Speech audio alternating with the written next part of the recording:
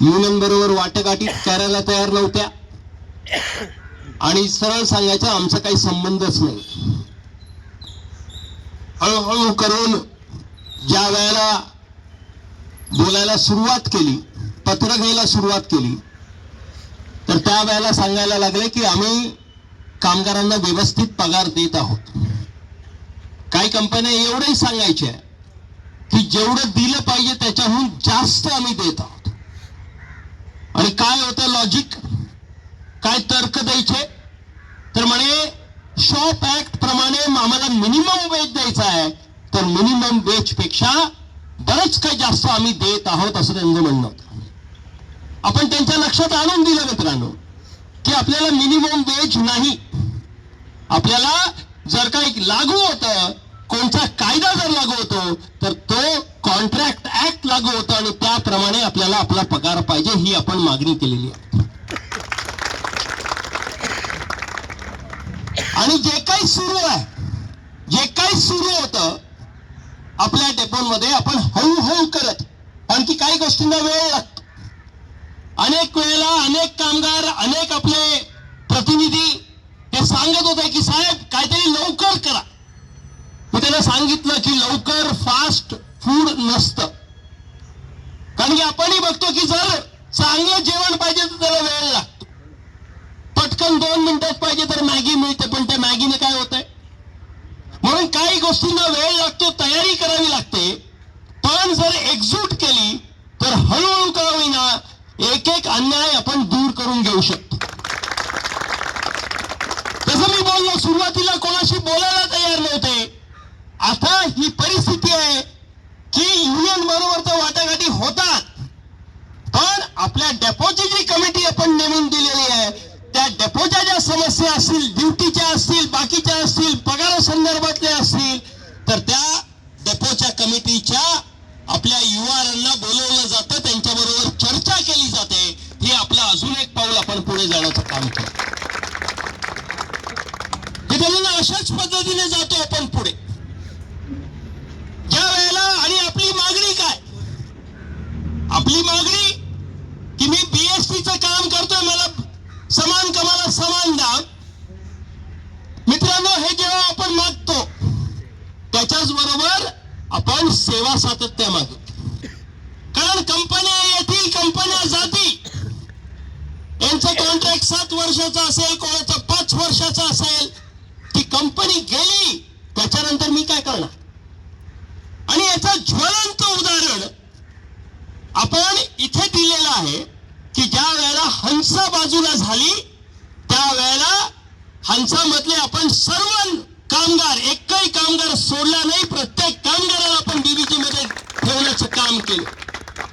आणि एवढंच नव्हे तर सेवा सातत्य सांभाळून आपण ठेवण्याचं, सिनियरिटी सांभाळून आपण प्रत्येकाला याच ठिकाणी ठेवण्याचं काम केलं. मित्र, भूमिका स्पष्ट होती की मी काम कोणत्याही कंपनीचं जरी करत असलो तरी माझा मूळ मालक, प्रिन्सिपल एम्प्लॉयर हे बीएसटी आहे आणि त्यामुळे माझी नोकरी, माझी सेवा सातत्य ही मेंटेन राहिली पाहिजे.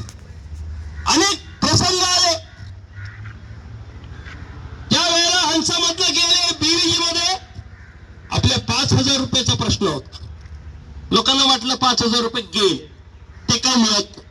अनेकांना जे लिहायचं होतं ते लिहिलं. मित्रांनो, आपण व्यवस्थित पाठपुरावा केला, बीव्हीजीच्या मॅनेजमेंट बरोबर वाटाघाटी करून त्यांना समजवण्याचं काम केलं आणि त्यांना हे सांगण्याचं काम केलं की तुम्ही हंसाने घेतले असतील किंवा कोणी घेतले असतील, या ठिकाणी ज्या वेळेला तुम्ही हंसाकडनं कॉन्ट्रॅक्ट घेतात तर तुमची जबाबदारी आहे की ते 5,000 रुपये आमच्या कामगारांना परत करायला हवेत आणि ते आपण घेण्याचं काम केलं. तसंच गेल्या दिवाळीमध्ये परत प्रश्न आला. म्हणजे प्रत्येक कंपनी सांगत होती की आम्हाला परवडणार नाही, आम्ही कसं द्यायचं बोनस. आम्ही तिथेही सांगितलं प्रत्येक कंपनीला की बोनस हा आमचा अधिकार. खरं तर आपण मांडण्याचं काम केलं की 8.33 म्हणजे जे प्रायव्हेट कंपन्यांमध्ये चालतं की 8.3 म्हणजे एक पगार हा माझा बोनस आला पाहिजे. म्हटलं ती तर मागणी आहेच, पण तुर्तास जो मिळत होता बोनस त्या पद्धतीने तुम्ही बोनस दिला. आणि पहिली मीटिंग या कोणत्या कंपनी बरोबर झाली असेल तर आपली बीव्हीजी कंपनी बरोबर झाली. त्या ठिकाणी व्यवस्थित, आणि आपल्या मीटिंग काय बंद दरवाज्यात होत नाहीत मित्रांनो. आपले प्रत्येक प्रतिनिधी हजर असतात, त्यांच्या समोर होते आणि मीटिंग मध्ये काय घडलं ते आपण सांगतो. त्या मीटिंग मध्ये आपल्याला त्यांनी सांगितलं की आम्ही जी वस्तुस्थिती होती की आम्ही आता 2-3 महिन्यापूर्वीच तर घेतलेला आहे, आमच्याकडे कामगारांचा 1 वर्ष झालेला नाही, आम्ही कसा बोनस द्यायचा, आणखी बोनस किमान 1 वर्षानंतर दिला जातो. तर आम्ही सांगितलं तुम्ही जरी आता घेतली असेल पण सुरुवातीपासून हे कामगार जरी हंसाचा असेल तर हे कामगार सेवा देत आलेले आहेत आणि त्यामुळे तुम्हाला ही जबाबदारी झटकता येणार नाही. आम्ही त्यांना म्हणालो तुम्हाला टाटा बरोबर बोलायचं, टाटा बरोबर बोला, अजून कोणाशी बोला, पण आम्हाला मिळणारा बोनस तुम्ही दिला गेला पाहिजे. मित्रांनो, आपण व्यवस्थित वाटाघाटी केलं, त्यांनी वेळ मागितला, त्यांना वेळ दिला आणि आनंद आहे की आपला बोनस आपल्याला मिळाला. आणि एवढंच नव्हे तर त्यांनी बोलताना आपल्याला आश्वासन दिलेलं आहे की येणाऱ्या दिवाळीमध्ये 8.33 म्हणजे आपला बोनस 1 पगार बोनस मला मिळेल हे त्यांनी आश्वासित केलेलं आहे. हे मिळवण्यासाठी सातत्य लागतं. प्रत्येक गोष्ट हातोडा मारून होत नाही. हातोडा मारून ज्यांना वाटतं की 1 फटका मारा, 1 डेपो बंद करा, मालक असा आपल्याकडे भीक मागत येईल, असं होत नाही मित्र. काळ बदललेला आहे. हे मालकांकडे भरपूर पैसा आहे, ते थांबवू शकतात, त्यांना नुकसान झालं तर ते घेऊ शकतात, पण जर माझी नोकरी राहिली नाही तर माझं चूल घरातली पेटणार नाही हे मला माहिती असलं पाहिजे.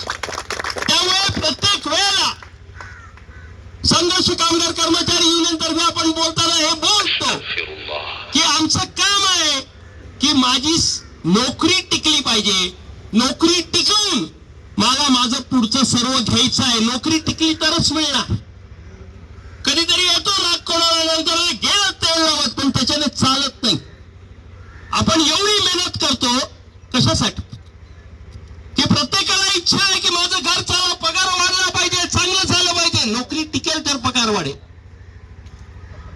2023 मध्ये कोणीतरी उठलं, 6 दिवसाचा संप केला.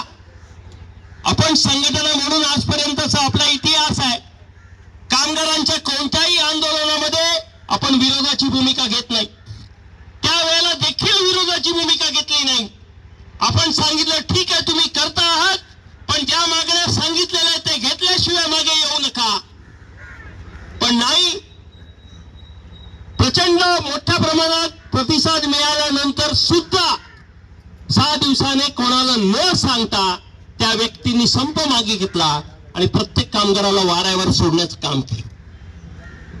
आपली संघर्ष कामगार कर्मचारी युनियन, जरी तो संप आपण पुकारलेला नव्हता, त्यांनी माघार घेतल्यानंतर दुसऱ्या दिवशी आपले सर्व लोक कामाला लागले की प्रत्येक कामगाराला नोकरीवर चढवलं गेलं पाहिजे. ते काम आपण केलं. मित्रांनो, आपल्या समोरचं आव्हान मोठं आहे, पण असे मध्ये मध्ये येत राहतात. मी कालही एका मीटिंग मध्ये बोललो घाटकोपर मध्ये. आपल्या बरोबर काही व्यक्ती होते, आता वेगळं केलेलं आहे, ठीक आहे तुम्ही तुमचं जा, पण किमान दलाली तरी करू नका. हंसा कंपनी ऑक्टोबरच्या महिन्यामध्ये बंद झाली मित्र. आपण तातडीने कायदेशीर सल्ला घेतला, आधी त्यांच्याकडे गेलो, कायदेशीर सल्ला घेतला, काही वेळ गेला आणि जे काही आपल्या वकिलांनी सांगितलं त्या पद्धतीने लेबर कमिशनरकडे आपण डिमांड पुटअप केली. कारण ते म्हणाले की ULP जर कराल, अनफेअर लेबर प्रॅक्टिस, की तू माझा पगार दिलेला नाही, किती जर 1 महिन्याचा पगार दिला नाहीयेस, काही न सांगता गेलायस, तर फक्त तुम्ही हंसाला जबाबदार पकडा. आणि तो तर पळालेला आहे, त्याला कुठपर्यंत शोधणार. आणि आपली प्रक्रिया तुम्हाला माहिती आहे, वेळ तर लागतो. जोपर्यंत केस समोर येईल तो कुठे असेल माहिती नाही, मग काय मिळणार आहे. म्हणून आपण जे धोरण स्वीकारलेलं आहे, जे आपलं म्हणणं आहे की माझा मूळ मालक ही बीएसटी आहे. म्हणून जरी हंसा बंद झाली तरी माझी सेवा सातत्य आणि माझी नोकरी सांभाळण्याची जबाबदारी बीएसटीची आहे हे सांगण्याचं काम आपण तिथे लेबर कमिशनरकडे केलं. आणि फक्त तेवढ्यावर नाही थांबलं तर जे डिमांड पुटअप केल्यानंतर जस्टिफिकेशन लेटर द्यायचं आहे ते सुद्धा आपण देण्याचं काम केलं नोव्हेंबर महिन्यामध्ये. आणि आता तारखा सुरू झाल्या. अजून बहुतेक 2-3 तारखा होतील आणि केस रेफर करतील. तो जो रेफरन्स येईल मित्रांनो तो त्या कंपनी करिता रेफरन्स असेल की तिकडे काम करणाऱ्या कर्मचाऱ्यांचं खरं मालक कोण हे सिद्ध करणारी ती केस असणार मित्रांनो. आणि मला विश्वास आहे की जी मांडणी आपण करत आहोत त्या पद्धतीने हे स्पष्ट होईल की माझा खरा मालक कोण आहे. आणि त्याच धर्तीवर आपली ही मागणी समान कामाला समान दाम. पण अनेक लोक आहेत किडे वळवळतात, मध्ये मध्ये काहीतरी टाकतात. आता 4-5 कामगार पकडले, त्यांना घेऊन गेले ULP करायला. मुळात हे कामगारांची हे तिकडच्या मालकांची रणनीती असते की एखादी बरोबर दिशा सुरू असेल तर दिशा भूल करण्यासाठी अशा दलालांना पकडा. पण चांगली गोष्ट आहे की आपले कामगार आपली दिशा सोडत नाहीत. आपण भूलथापांना बळी पडत नाही. आज आपण 25 तारखेचा मोर्चा पुकारलाय. पहिलं आपलं आंदोलन आहे. मागणी सरळ आहे, एकच मागणी आहे, समान कामाला समान दाम. आज मी इथे काम करतो, ड्रायव्हर आहे. बीएसटी मध्ये हे काम करतो, ड्रायव्हर आहे. मग माझ्या आणि तुझ्या पगारामध्ये फरक कशा? माझ्या आणि तुझ्या सेवा शर्तींमध्ये फरक कशाला? जर मी एखादी दिवस जाऊन सांगतो माझ्या अधिकाऱ्याला की बाबा रे घरी अडचण आहे, मला 2 दिवस रजा पाहिजे, तर मला सांगितलं जातं आलास तर ये, नाही तर मग घरीच बस. का? तुमच्या बापाचं राज्य आहे. ते जर बीएसटीतला कोणी गेला तर त्याला कायद्याने CL आहे, कायद्याने PL आहे, कायद्याने SL आहे. तो त्याची रजा टाकतो आणि हक्काने ती रजा घेतो. तोच हक्क मला पाहिजे. आणि काय कायदा सरळ सांगतो की जर आज बीएसटी मध्ये कोण नवीन परमनंट लागला ड्रायव्हर म्हणून, कंडक्टर म्हणून, तर त्याचा जो पगार असेल सिनियरचा नव्हे, नवीन जर आज कोणी परमनंट झाला तर त्याचा जो पगार असेल तो पगार मला मिळाला पाहिजे हे कायदा सांगतो. आज सरासरी बघितलं तर जर नवीन कोण परमनंट झाला बीएसटी मध्ये तर 34,000चा पगार असेल मित्रांनो. आणि आपल्याला तो 34,000 आज पाहिजे. आपल्याला काय मिळत आहे? सांगताना 20-21, हातात येताना 16-17, त्यातून कुठेतरी चुकून कुठेतरी गाडी टच झाली तर वेगळं कापलं जातं. 26 दिवसाच्या ऐवजी 25 दिवस भरले तर कळतच नाही सारा पगार कसा कापला जातो, समजतच नाही. कारण त्याच्यामध्ये ज्यांनी कोणी बनवलाय सारा पगार दिसतो पण लावताना इन्सेंटिव्ह लावलेला असतो. तो 1 दिवस खाडा कमी झाला माझा की कसा घसरतो ते मलाच कळत नाही. हे सर्व बंद झालं पाहिजे मित्रांनो. आणि म्हणून समान कामाला समान दाम हे बीएसटीतल्या ड्रायव्हरचा, कंडक्टरचा जो पगार आहे तो माझा पगार झाला पाहिजे. त्याच्या ज्या सेवा शर्ती आहेत त्याला जे CL, PL, SL हे सर्व आहेत ते मला मिळालं पाहिजेत. बाकीचे भत्ते, मेडिकल असेल, बाकी असेल ते भत्ते तेही मला मिळाले पाहिजेत.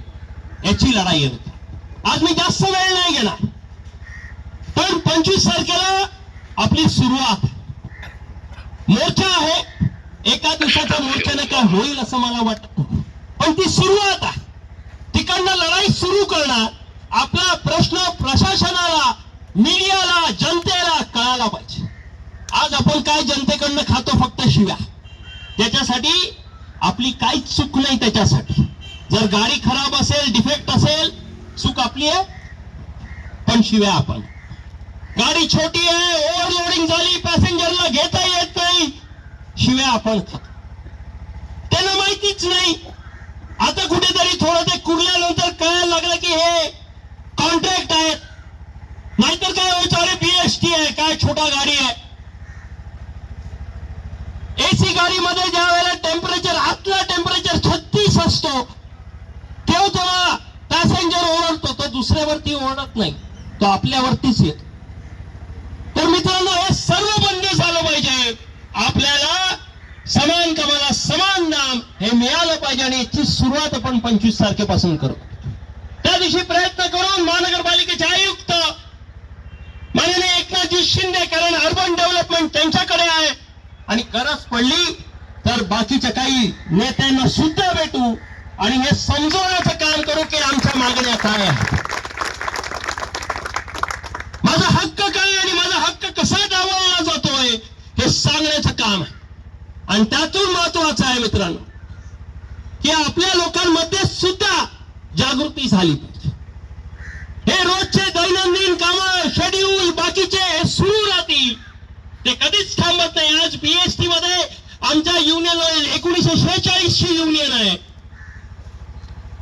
आजही शेड्यूलचा प्रॉब्लेम असतो, आजही रजेचा प्रॉब्लेम असतो, होत राहतो, तो चालूच राहील. पण माझा जो अधिकार आहे तो मला मिळाला पाहिजे, त्याची लढाई सुरू करतो. आणि त्यामुळे त्या दिवशी उपस्थिती भरपूर काही सांगून जाते. आणि म्हणून मी प्रत्येक मीटिंग मध्ये सांगतो, ज्याला लढायची इच्छा असेल तो त्या दिवशी 25 तारखेला 12:30 वाजता आझाद मैदानाला असेल. ज्याला लढायची इच्छा नसेल तो डेपो मध्ये असेल. तर म्हणून जो डेपोत असेल तो आझाद मैदानाला नसेल, आणि जो आझाद मैदानाला असेल तो या डेपो मध्ये नसेल, हे आपण लक्षात ठेवावं. आणि त्या पद्धतीने तयारी करून आपली पहिली सलामी हे भरपूर काही सांगून जाईल, तर त्या पहिली सलामीची तयारी करावी. आणि विश्वास आहे मला की येणाऱ्या काळात तिकडनं पुढची दिशा ठरवू. प्रशासनाचं काय उत्तर आहे, लोकांचं काय उत्तर आहे हे बघून आपण पुढची दिशा ठरवू. आणि म्हणून मी सांगतो मित्रांनो, विश्वास आहे मला की जर लढलो तर नक्कीच जिंकू, लढलो तर नक्कीच आपला अधिकार घेऊ. या विश्वासाने मी इथेच थांबतो. जय हिंद, जय महाराष्ट्र. हम तुम्हारे साथ हैं. संघर्ष कामगार कर्मचारी युनियनचा, संघर्ष कामगार कर्मचारी युनियनचा. ससैया साहब तुम आगे बढ़ो. हम तुम्हारे साथ हैं. ससैया साहब तुम आगे बढ़ो. हम तुम्हारे साथ हैं. नारायण नगरातील सर्व कामगार बांधव व चालक बांधवांनी ज्या प्रकारे आपली ताकद दाखवली, एकजूट दाखवली, त्याबद्दल तुम्हाला सर्वांचे आभार मानतो. व वेळात वेळ काढून व आपल्या नारोली पोलीस ठाण्याचे ज्या स्टाफ आलेले आहेत त्यांचे मी आभार मानतो. तसेच आपले नारोली डेपोचे सेक्युरिटीचे अधिकारी व त्यांचे कर्मचारी त्यांचेही आभार मानतो. तसेच आणि वेळात वेळ काढून साहेबांनी एक आठवड्यापूर्वीच आपल्याला 15 तारखेचा द्वारसभेचा तारीख दिलेली, त्या पद्धतीने आपण नियोजन केलं आणि त्या पद्धतीने आपण सगळे इथे जमा झालो. आणि साहेबही वेळात वेळ काढून इथे उपस्थित राहिले, त्याबद्दल मी त्यांचे शतशः आभार मानतो. आणि साहेब, ज्या ज्या वेळेस तुम्ही आदेश देणार त्या त्या वेळेस नारोली आगारात तुमच्या खांद्याला खांदा राहून तुमच्यासोबत संघर्षासाठी उतरणार अशी ग्वाही देतो. आणि ही सभा इथेच संपलं असं जाहीर करतो. धन्यवाद, शुक्रिया, नमस्ते.